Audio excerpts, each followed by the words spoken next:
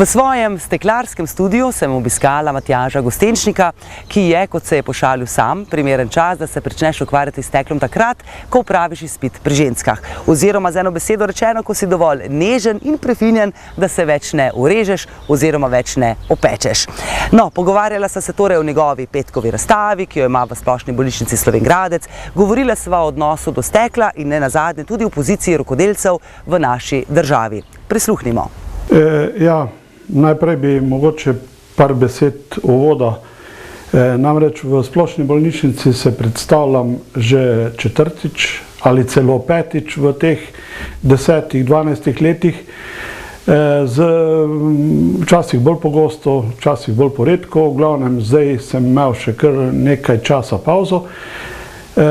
Vendar v Splošni bolnišnici se predstavljam zelo rad, ker je razstava postavljena v zelo frekventnem prostoru, dosti obiskovalcev in je tudi moj namen, da ljudje, ko pridejo tja, vsak za svojo zgodbo, da se lahko tam sprostijo, razveselijo ob pozitivnih oziroma energijskih izdelkih, tako da je, mislim, da taka postavitev, ki jo bom letos postavil, še bolj primerna za obiskovalce Splošne bolnišnice Slovenj Gradec. Dolgo sem razmišljal, kaj pravzaprav postaviti v tem času, ampak ne glede na to, kaj se dogaja, je kriza ali ni krize.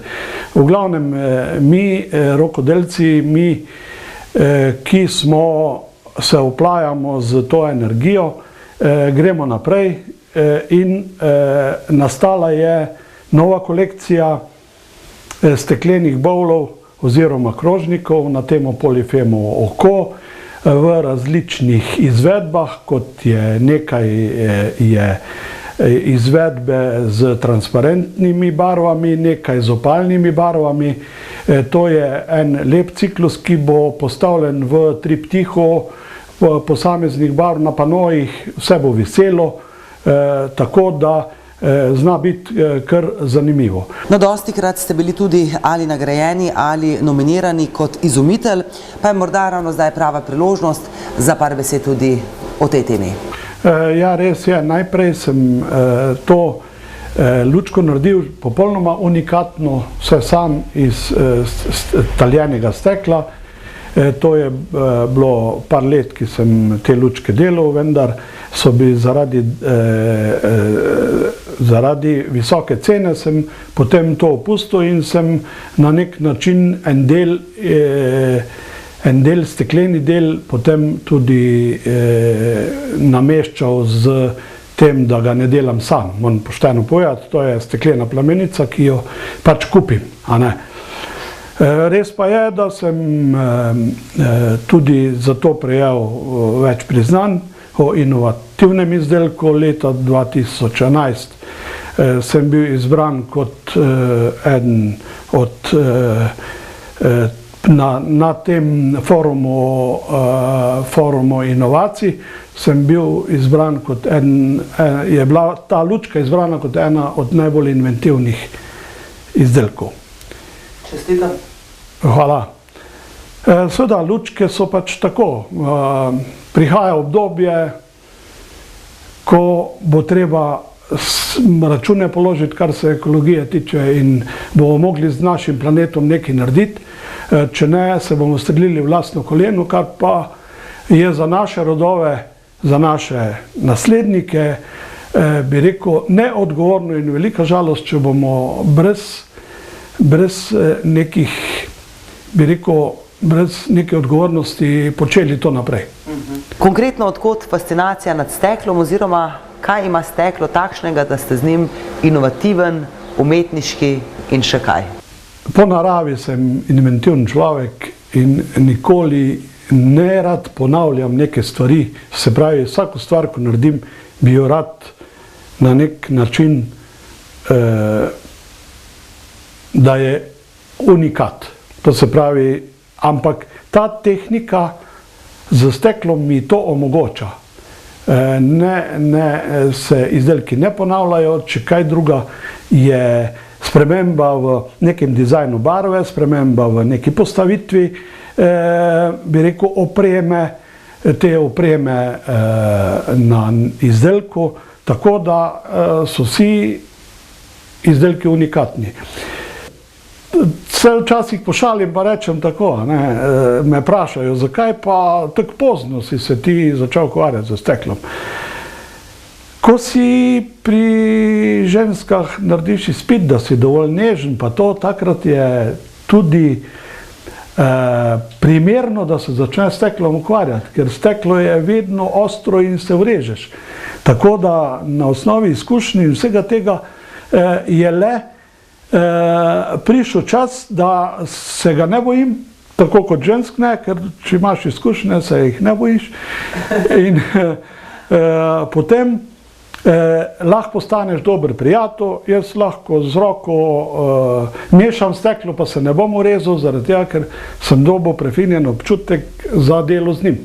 No, ste torej rokodelec, sama pravzaprav z žalostjo opažam, da je torej rokodelstvo ena tistih branž, ki je vedno manj prisotna, pa lahko govoriva torej od urarjev, čevljarjev ali konkretno vaše branže, torej steklarjev. Kako je torej danes biti rokodelec? Pravi rokodelci, seveda tisti, ki so v prejšnji zgodovini delali, to se pravi od prve svetovne vojne naprej pa do zdaj sodobnega časa. Tudi moj oče je bil čevljar in je bil pravi čevljarski mojster. Je delal izjemne čevlje. Sploh najbolj ga je razveselilo, ko je mogel narediti zahtevni čevelj. Tudi vojno je preživel v Dachau, zaradi tega, ker je znal popravljati čevlje. Če njega ne bi bilo več, mene pa tudi ne. Moram reči, da to rokodelstvo ima res svojo zgodovino v različnih obdobjih. Najbolj je pa žalostno to, da se takrat, ko prija do nekih kriz, zelo skrči. In pravzaprav prihaja celo do ohromitve določenih delov, določenih panog rokodelstva, ki se nikoli več ne aktivirajo. Moram tudi povedati to, da je ta globalizacija in ta udor drugih tujih nekih izdelkov, ki so prišli do nas iz celega sveta, naredil pravo tragedijo za rokodelstvo.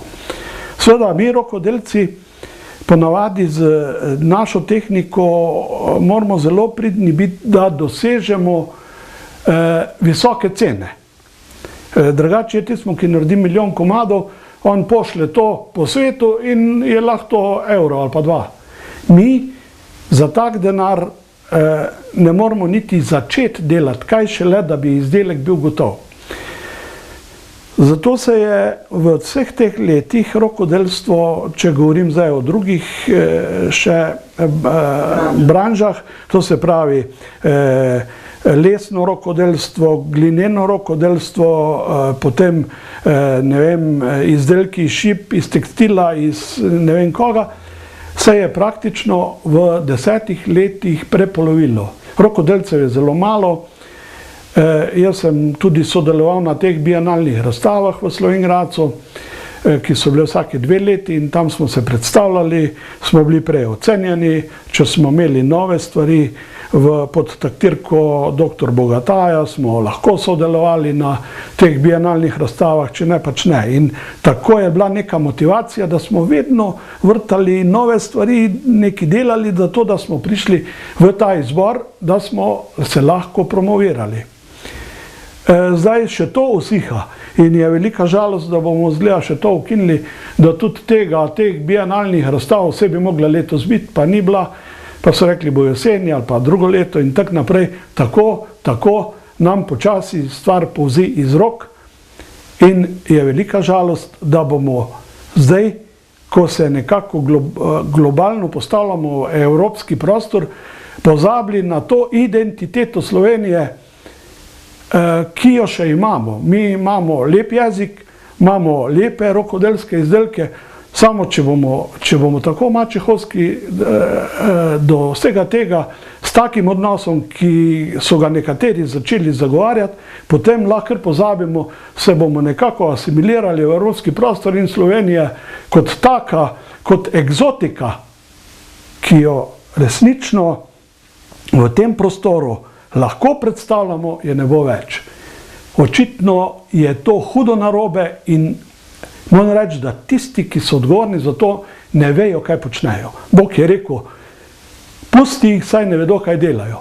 To je, bi rekel, apel, ki je tudi preko mogoče te televizije poslan do odgovornih ljudi, da se tako obnašajo. Samo mogli bi malo podpirati to dejavnost, pa bi ostala saj na tej ravni zaenkrat, če govorimo o krizi, kot je.